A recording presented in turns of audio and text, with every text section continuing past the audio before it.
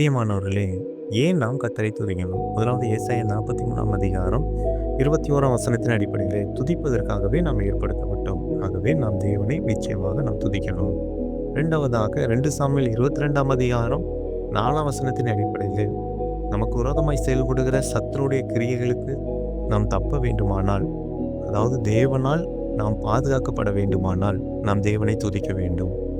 3வதாக சங்கீதம் 71:6 அடிப்படையிலே, ஒவ்வொரு நாளும் தேவன் இதுவரை நம்மளை பாதுகாத்து நடத்தி வந்ததினால அவரை நாம் துதிக்க வேண்டும். கடைசியாக சங்கீதம் 63:3 படி, ஜீவனை விட தேவ கிருபை நல்லது, ஆகவே நாம் கர்த்தரை துதிக்கணும்.